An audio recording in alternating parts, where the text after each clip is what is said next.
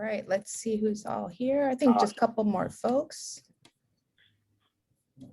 Oh, and Julia, I did post it on the InterTrend, but I didn't put the Zoom if people want to come.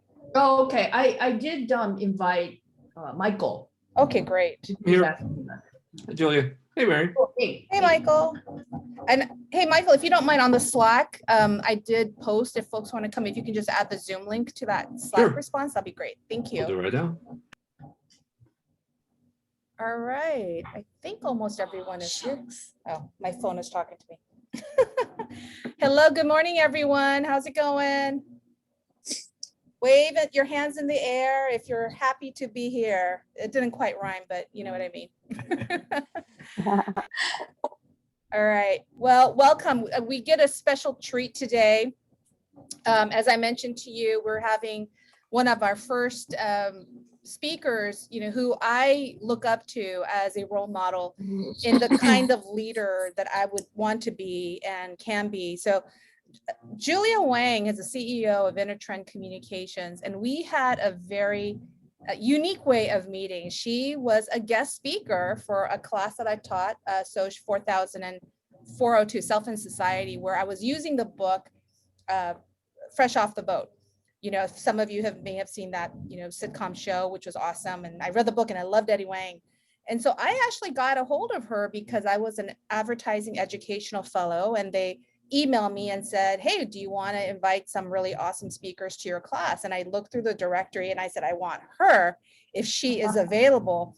One of the few women on the directory, especially women of color, Asian American women, really on the Fortune 500, or I can't remember, in terms of like a really dynamic leader who has galvanized for close to 30 years a company that is not just an advertising agency, but I would say is an access agency where in terms of communication, in terms of resonating storytelling, I mean, she has brought out, I think has transformed the way people see marketing and advertising.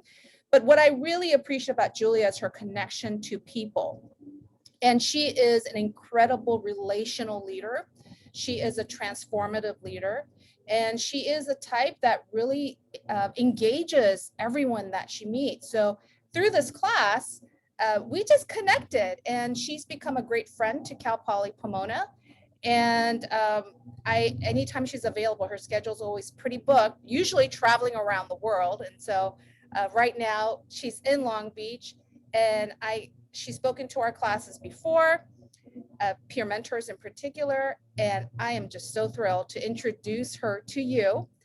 And I know that she's gonna knock our sandals off because some of us aren't wearing socks. So with that, you can look, I'm sure you all looked her up already, but with that, I give you Julia Huang.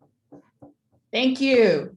Thank you. Can you guys hear me okay? You guys can hear me okay, right? And then you could see the screen and all of that. If you can't, complain to Dr. Danico, and she'll take care of it. Well, first of all, thank you very much for having me. And usually I get invited to talk at marketing conferences and advertising conferences. From a peer mentor and leadership standpoint, it's an area that we feel is getting more and more important, and I really do appreciate Mary having me speak about it. So the reason that I'm here is not because I know so much about it, but it really is more in terms of engaging and starting a communication pertaining to what leadership means. And each time I ask Mary in terms of like, well, what do you want me to talk about? She always says, I want you to talk about how you screwed up. I said, well, not my success story, not how I do well. And she said, no, I want to hear about how you screwed up. So, and here you have it, so in terms of that, I really do want to talk about and start to have you all think a little bit about ROF. If you're in business, or if you are going to be in business, people will be talking quite a bit about ROI, return on investment, how much you get out of investment. It could be an investment of money. It can be an investment of your time.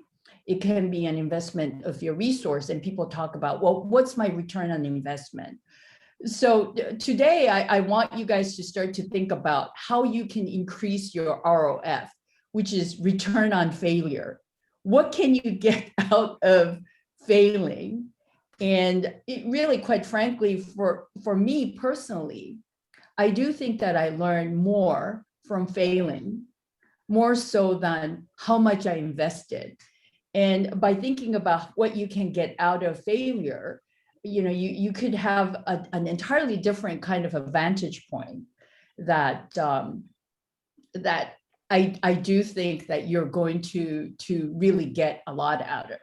Now, the background or the graphic that you see here is an artwork that I'll talk about it a little bit. But if you ever have a chance to go to White & Kennedy, their headquarters in Portland, there's this big artwork that says "Fail harder," and I felt like, as an agency, White & Kennedy is kind of like a role model in a sense that if you go in to this agency, most of the agencies that you go to, they really do display a lot of their trophies and awards. But this agency, the first thing that you see are pictures of their employees, as well as this huge artwork that says "Fail harder." And I'll talk about that a little bit. And I know that Mary already introduced me, but let me reintroduce myself again. So my name is Julia Huang. And if you ask me what I am, I always say that I'm a marketer, I'm a communicator, I'm also an entrepreneur, and I'm also an investor. So all of these fit into my description. So just real quick, in terms of what we do from a core business standpoint, InterTrend is an advertising agency. And this is really kind of like an outdated, what you call an advertisement sizzle reel of what we do. So you can take a look at it.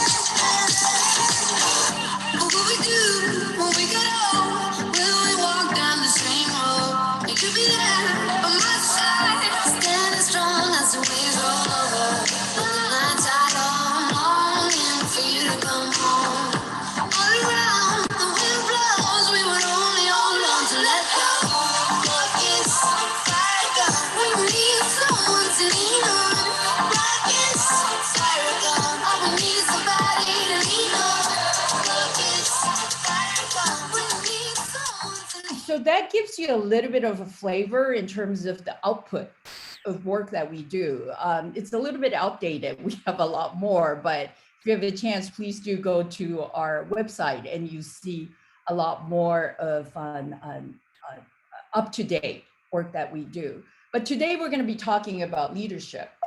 So if you Google leadership today, and I have to kind of update this because it gets more and more. If you Google leadership, the word leadership, in less than 2 minutes, you get close to 2.5 billion results. I mean, so there isn't a lack of information pertaining to leadership. And then if you Google leadership failure, you get a little bit less. You get about 325 million results. which in less than about a minute. So there are a lot of information regarding leadership as well as leadership failure. You know, I know that we can't really, because we're not physically in a classroom, but I mean, if you could start to think about what are the attributes of a leader, what can you think of when you think about leaders? You know, you don't have to shout out loud, but if you want to, you can as well. I mean, there are a lot of, I would say almost like canned attributes of leaders. So think about what are those attributes, right? And these are the most quoted attributes when it comes to leadership. Effective, focused, strategic, charismatic, visionary, a good communicator, a person with integrity, with courage, empathy, inclusive, energetic, inspiring, risk-taking, persistent. So again, there are a lot of attributes when it comes to leadership characteristics, which only means that leaders and their failures come in all shapes and race and age and sex, right? So here you have it. Some people think that Steve Jobs is kind of like epitomizes when it comes to a leader, or Elon Musk. In my mind, and I'm sure that a lot of you will agree, is that we're seeing more and more of different kind of leadership, like Stacey Abrams. You know, she single-handedly, truly worked for close to 2 decades in terms of switching how Georgia votes. And again, you know, she was persistent. She wasn't discouraged. And then you also see founder of Amazon, Mackenzie Scott, who truly was a co-founder of Amazon. And she, again, last year, single-handedly changed the landscape of philanthropy, how people give money, how people conduct themselves as philanthropists. And of course, you know, Amanda Gorman, who we also this year during inauguration, and really kind of carried herself in such a way that I almost wanted to say, hey, I want to be like her when I grow up, right? And then of course you have the notorious RGB, who again were persistent. So it means that leaders don't fit into a mold, and you can be any kind of leaders, or that no one can tell you that, oh, that's not leadership characteristics. Is that it means that you can be any kind of leader that you want. And then, for example, you know, this guy, who doesn't know who he is, right? And again, maybe some people will call him, epitomizes business leadership is him. But even as recently as June 2017, Wall Street was still thinking that he missed the mark, that he wasn't really the business leader that we were all looking for. So is Wall Street wrong, or is Jeff Bezos wrong? You know, so if you look at some of the things that he has been embarking on, some people say that these are failures. Amazon Echo, Amazon Fire Phone. Do you guys even know that there was an Amazon Fire Phone? Amazon Register, Amazon Kindle. A lot of people are still saying that, you know, ebook, is that a success or failure? Amazon Pay, diaper.com. Do you guys remember that Amazon, he bought a business called diaper.com, Amazon Destination, Amazon Fresh? You know, I'm not really a big fan of Jeff Bezos, but I do think that he's very focused in a way that he doesn't get distracted by people saying that, oh, what a screw up that is. You bought what? A diaper.com? but he doesn't care. Oh, well, first of all, he doesn't care because he's like rich as hell. But at the same time, I do think that he's very focused in a sense that he doesn't get too distracted by how people say that, oh, that's a failure. He just keeps going on. So again, leadership, what does that mean? Because truly failing is like making water flow. If you think about stagnant water, it kind of it becomes stale, and then it becomes stinky, and it's just not a good place to be. So if you think of failure as making the water flow, you might not be too concerned about failing or fearful of it, because you're basically making the water flow by failing. And one of the most I thought that this was very interesting is that he said, Neil Gaiman, who wrote that book Coraline, and says that if you're making mistakes, it means you are out there doing something, and the mistakes in themselves can be really a treasure, right? So he misspelled Caroline and became Coraline. I mean, can you imagine if that book is called Caroline? I mean, you kind of think like, oh, he must have known that this is a much more interesting way of naming naming his book, but it was really actually a failure. I mean, this is like really kind of like a superficial way of looking at failure, but bingo. I want to share an investment that we make. I said that I'm an investor, and I want to share this video of one of the first investment that we made of a sunglasses company called Knockaround.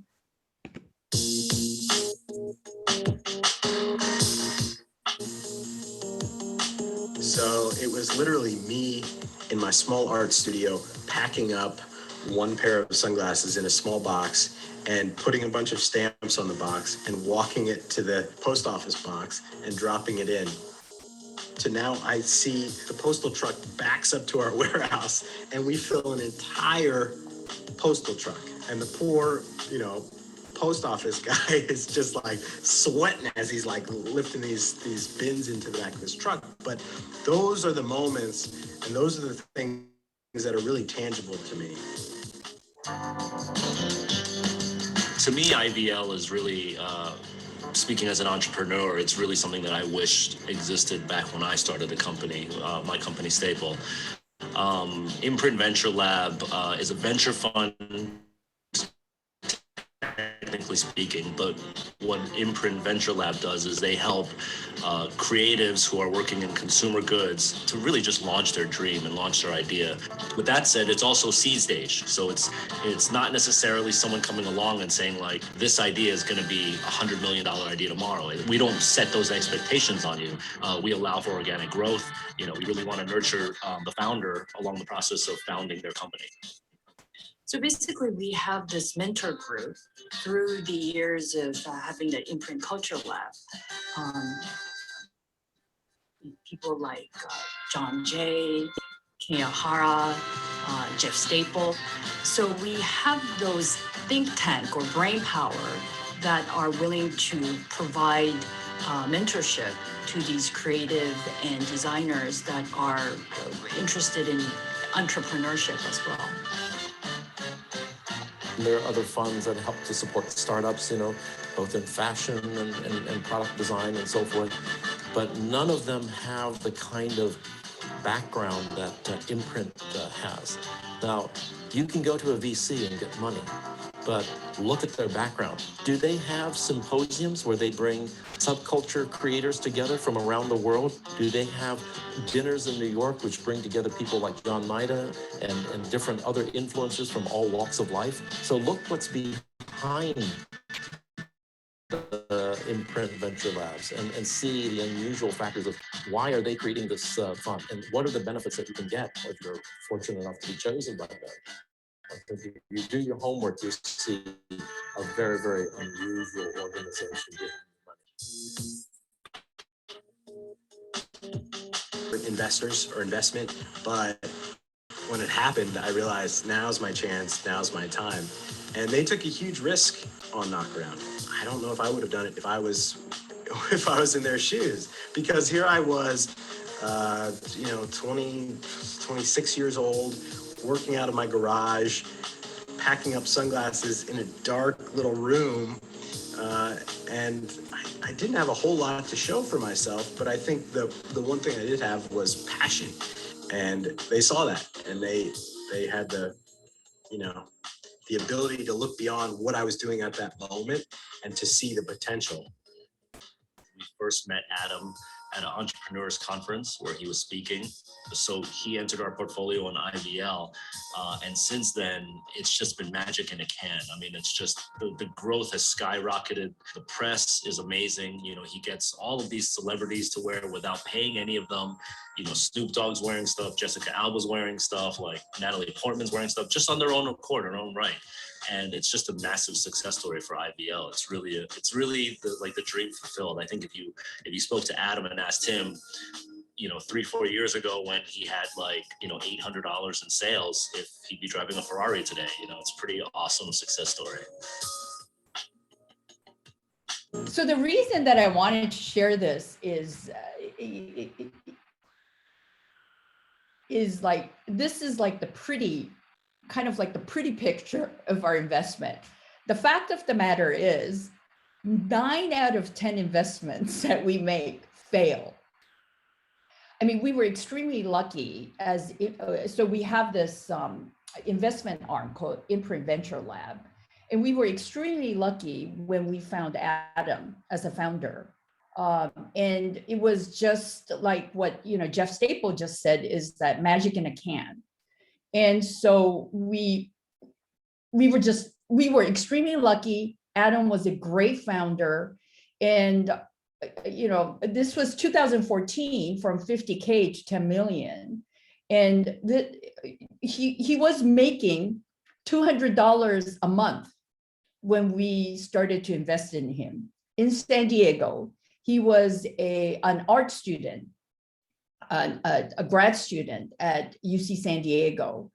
And when he started this business, he was just making $200 a month because he was buying these sunglasses from Taiwan and packing it up himself. And as he said, taking it to UPS and mailing it himself. When our InterTrend Venture Lab team brought this investment opportunity to me, I said, no way. He was selling a pair of sunglasses for about, at that time, about like 2013, for about $9. I said, you go to Venice Boardwalk, the same thing you could buy for $3.50.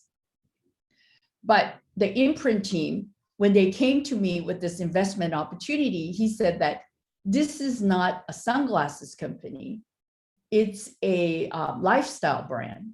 So he was basically telling a story instead of selling sunglasses. So our team was able to convince me. I was so against it. But from $200 a month, he's making probably about $10,000 a week, if not more, right now. So, the transformation and the success of this brand is incredible. But like I said, at the same time, the other 9 investment that we made failed. And most of the time, it's not because of a bad idea. It's because of the founder.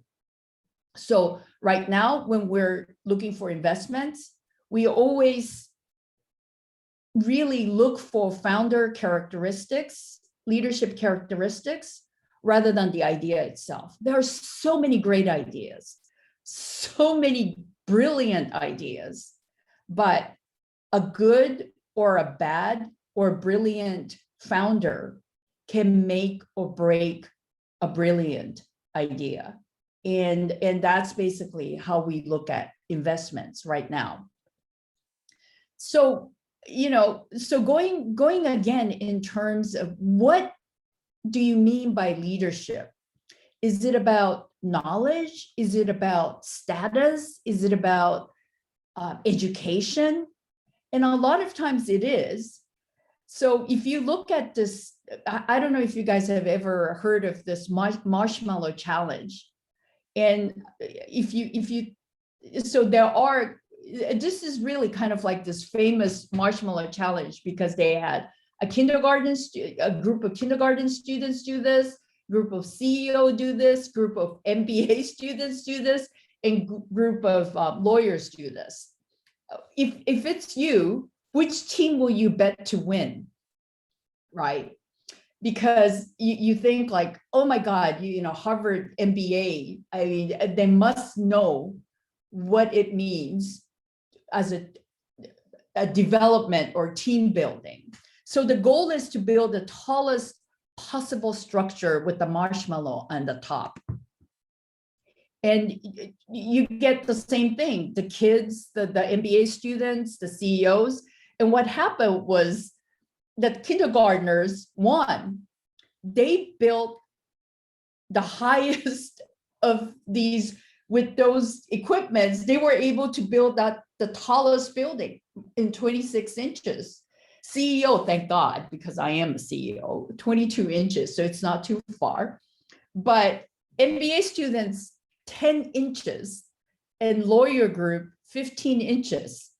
And really, if you look at it, and you could Google this marshmallow challenge, is that the reason that the kindergartners were able to create the tallest building was because they weren't afraid. They weren't afraid to do the things, to take risks. Whereas MBA students and the lawyers, and to a certain degree, the CEOs, were overanalyzing. And perhaps, they were saying that, well, these are, I mean, we can't do this because it will, I mean, they were overanalyzing, and they were so fearful of not being able to win that they ended up being less than 10 inches of a building versus the 26 inches that the kindergartners were able to make. So I'm going to wrap up pretty quick, because I know that Mary wanted me to save some time in terms of everyone asking some questions, is that no matter what kind of leader you become, you might be an inclusive leader, you might be a persistent leader, or, God forbid, is that you might be an authoritative and tyrannical leader, is that no matter what kind of leader you become, do strive to be lucky enough to get that first follower, that first person that believed in you enough to dance with you. I do think that a lot of people, especially in the United States, put a lot of value in pioneers, and that, first in the category. But it's really not that first person. It's that person that wanted to follow that leader that really makes a difference. So I'm going to share this video that is a little bit annoying to watch, because it's not, it's someone literally taking a video of this crazy person dancing at probably somewhere like Coachella or something like that.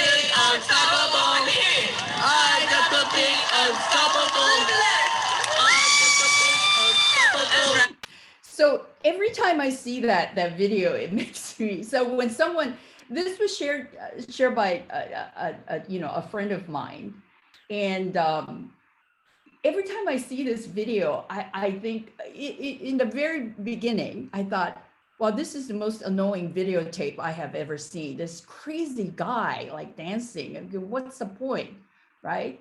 But then you saw this first person join and the second person join, and then there you have it, a successful dancing party, right? No one is talking about this crazy guy that basically he was, if you think about it, he was kind of embarrassing. And he's not he's not even a good dancer. But there was this first person that says, hey, I'm gonna have fun with this person dancing. And then in the end, everyone is probably remembers what a great time they had. And that was because this crazy dancing person had the first person that said, I'm going to join you. So, going back to that first graphic that I shared with you in terms of fail harder, this artwork, which is in Huang and Kennedy, it took 12 interns, 72 hours, and 100,000 push pins to make. And one of the interns said why they created that is that because they wanted to gift the agency, Huang and Kennedy, for the experience that they got as interns, and said that the message of fail harder is to never hold back and trust others around you, because they will show you a greater idea that you ever knew you had on your own. Right? And I didn't touch on it, is that I think you guys, I mean, what a crazy year, school year that you guys had to go through. And, already by showing up and still continuing to want to learn, you guys are already demonstrating leadership, leadership skills. I don't know. I don't know what you guys had to go through in terms of showing up, continuing to learn, continuing to engage, and just moving forward regardless of the external environment that you have to go through. It's an incredible time to live in. And it's not just about COVID, is it? It's about the political environment. It's about, all the things that are happening in terms of the landscape that our country is in. And they're not all bad, but they're not all good either. And I really commend you all for just showing up and being persistent and being curious and willing to continue to learn. So thank you very much. And the best wish that I can give you is that may you be that crazy person that is lucky enough to have a follower in whatever you do, because by being in a team and elevating each other, there's nothing that awaits you by failing harder and being successful. So thank you very much. And I'm going to open the floor or for any questions or any suggestions or recommendation or any input that you might have. So thank you. Great. Thank you, Julia. And if you could stop sharing, and then that way you maybe be able to see a lot of the folks. Yeah, I mean, the virtual reality definitely is it's a strange space. I mean, we're like this expanded Brady Bunch that we can all look down or look up and see each other this way. But our peer mentors are a select group. I mean, they really are selected because we see the leadership potential in them. And so, of course, they're going to be here ready to be engaged. And despite, you're right, I mean, it's a tough time for everyone. And many of them have had a lot of different kinds of challenges. So thank you for being here. And a lot of the students have already put in their chat, thank yous all over the place. But I'm just kind of curious to the PMs, do you have questions? And I apologize for the noise in the back if you hear it. Do you have any questions or comments that you would like to say? I could obviously read your comments that you're making here too, but I think it'd be really great for you to at least virtually try to connect with Julia. I think one of the things I really appreciate and so thankful for this professional relationship that started, that we've become friends, because she really is a relational leader. And so if you have questions, it's a wonderful way to connect with her, even if it's for a short period. I encourage you to do so. So if you want to raise your hand or just unmute yourself, I think Dahlia, I see your hand up. Yes, first of all, thank you so much for inspiring me. I really, I feel like I can just let my guard down and just not worry about failing. And also, I wanted to ask you, what is your biggest failure that you've grown most from? I by now I should have kind of archive of those stories to share. And I do have archive of stories to tell. But one thing that comes to mind is that, so I don't know if you guys saw it or not, but it on the logo of the template of our presentation, it says InterTrend Beyond 30. It's kind of difficult for me to believe, but this is our 30th year, and I know that most of you haven't been born, but okay, but that so our company is 30 years old, and I think about a lot of what we learned from failures, and really almost close to, I think about, we started off being so successful. We started with a $50,000 client, which was called Northwest Airlines, which doesn't exist anymore. $50,000 client, and then in 3 years we became from 50,000 to at that time, in 3 years we became maybe about $3 million or $5 million company, which, if you think about it, is just, we just grew so much. And then and then one day we lost an account, which was a telecommunication account, and which was called Sprint. But before then, because of the fact that this particular client was so big, that we built everything around that particular client. We hired for that client. We set up a system and infrastructure for that client. And at one point, we were able to, in 5 years, because of that client, we were able to build an agency close to $10 million. And then one day we lost that account. I was so confident that we could pick it up, that we could, because there weren't a lot of agency at that time that had telecommunication experience. So I thought that, okay, all right, goodbye, and maybe in about a week or so, another telecommunication client will come running to us because of our expertise. It took us another 5 years, more than 5 years, to get another client of that size.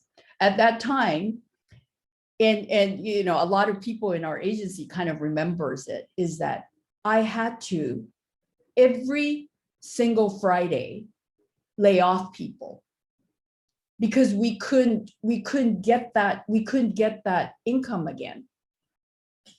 And so, even now on Friday, and I forget about this, right? But even so, it's now almost kind of like a lore of an agency, is that on Friday, if I walk around our agency and say, hey, do you want to go to lunch? You could see people's faces that, oh my God, she's going to fire me, because that's basically what I did for the longest time. I think for a whole month, I will be having lunch with someone on Friday and fire him, because we couldn't afford to keep that person. So Friday lunch date with Julia doesn't mean a whole lot of good things. So that was, to me, from an agency standpoint or a business standpoint, was my biggest failure, because we built an infrastructure. We built a company on that one particular client. And, I kind of swore then that I will never just rely on one client as a business, or that we just really just do everything for that one particular client. It's very difficult, actually. It's very difficult not to rely on one big client. And we're still kind of like that, because we do have one or two major clients that we have the tendency to rely on from a financial resource standpoint.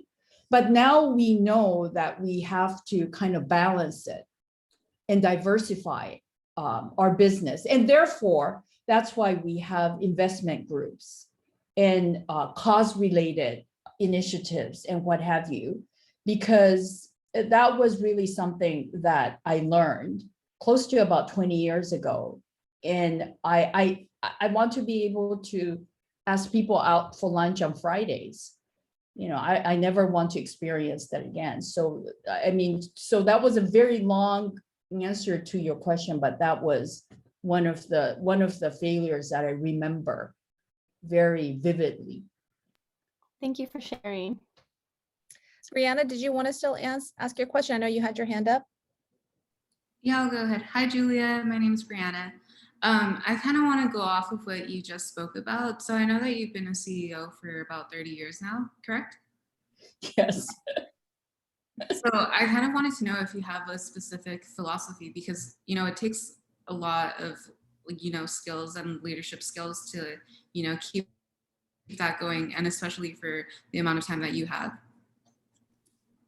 If someone, so short answer, because it's a really complicated question that you asked. Short answer, I always kind of jokingly say, be a lazy CEO, because if you're a lazy CEO, it means that you need smart people around you. You need to rely on other people in your team to do a lot of heavy lifting. If you're the kind of CEO that says, I can do it all, I know it all, I'm the smartest person in that room, I can guarantee you that you will fail. You just have to surround yourself with smarter people than you, that are better than you. And the way to do that is being lazy. And I always joke, and I know that it sounds like a joke, but I'm just half joking, is that when you're a lazy CEO, people around you get kind of afraid and say, oh my God, she's not working, so I better work harder than her so that we don't fail too hard. I mean, maybe fail a little bit, but not too hard. But when I say lazy, it doesn't mean that you don't work hard. It's just that never ever think that you could do it on your own. You really do need to create a team. And you really need to create an environment that you're working with people who are better than you and smarter than you. And if I can call myself our company doing well, or that, sometimes I feel like, okay, I think I did well, if I am a success story, it's only because of that. It's only because of the fact that I work with people who are better than me and smarter than me. And I'm very, very grateful for that. Thank you. That was very humbling. I completely agree. In order to be successful, I think it's good to, reach out to other people. And like you said, people that are smarter than you and you can learn from them. Thank you. Yeah, and that's one of the reasons why I continue to hang out with Julia, because she's always way smarter than me, much nicer than me. It goes both ways. But great questions. Julia, would it be okay if I shared your email with the group if they wanted to stay connected with you? Would that be okay? Oh, you're on mute. Of course, absolutely. Okay, awesome. I do want to take a really quick minute. I'm going to just put some of your folks on the spot. If you can just show your faces, Ro, David, Farah, and Sam, just so students could see some of her brilliant team folks from InterTrend who are here. All the people who are much smarter than me. Yeah, I mean, they have some incredible folks who work in both Texas and at the Long Beach office. And so it's so great to see their faces over here. So yeah, you get to meet our students, and in the future, we'd love to have you all come as well. Ro actually just put a little plug. Ro, can you remind me the title of your book? Yes, it's called Totes Paris.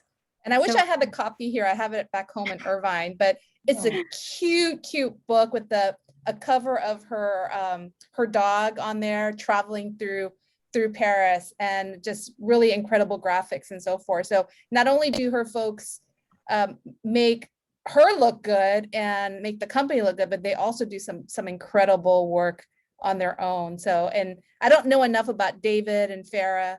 I know Sam, but I'm not going to embarrass Sam. So thank you all for coming. It was great to host you today, and we look forward to seeing you in the future. Can I just plug one more thing? Is that, you guys probably heard a lot about these violence against Asian Americans. The number, unfortunately, is increasing. It kind of happened even as early as last year in March.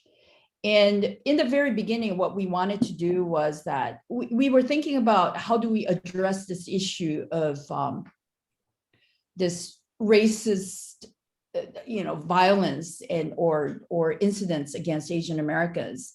Last year, when we started to experience it, we started this initiative called Make Noise Today. And I hope that you guys will go to that website to learn a little bit about this particular initiative. But that initiative was really based on narrative plenitude, which was a term coined by one of Mary's friend, who has another book called Committed.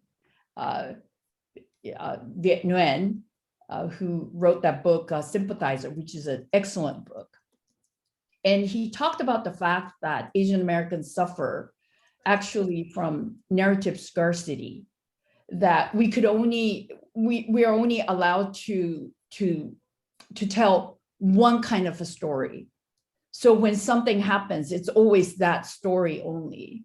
And we wanted to encourage narrative plenitude for Asian Americans to tell stories, which are not always great stories. You know, I mean, by now I know that you guys have heard about this model minority myth, is that we have the tendency to want people to think well of us. So we only tell that model minority kind of a myth, that we're smarter, that we're educated, we're rich, or, you know, and all of that. And we wanted to make sure that we're telling more stories that are different, that Asian Americans are not monolithic. And so this year, unfortunately, we're seeing that number of violence against Asian Americans not decreasing and increasing. So a couple of weeks ago, we decided to buy a full-page ad in major newspapers around the country, mainly New York Times and LA Times, and then do wall posting around the country, which I hope that you guys will see. But that's really our pitch in terms of what we're doing right now at this moment for Stop Asian Hate. You know, it's hashtag. We're not really quite sure what our next step is yet. I think we're starting to formulate a strategy and an objective, but I do hope that you guys could go to Make Noise Today website and, you know, share your stories. Make Noise Today is not really just about Asian American stories. It's about stories for everyone in terms of telling female stories, telling stories of people of color. We don't discriminate. We just want to make sure that we're, you know, that there isn't just this one story for any segment that people say that, oh, you're this, and so therefore you're that. So that's my kind of like a pitch and a plug. So hopefully you can support it. Thanks, Julia. And in the chat, I put the website link for Make Noise Today, as well as, you know, for election period, she was trying to encourage people to vote. And so with Long Beach Creamery, they develop an RBG flavor.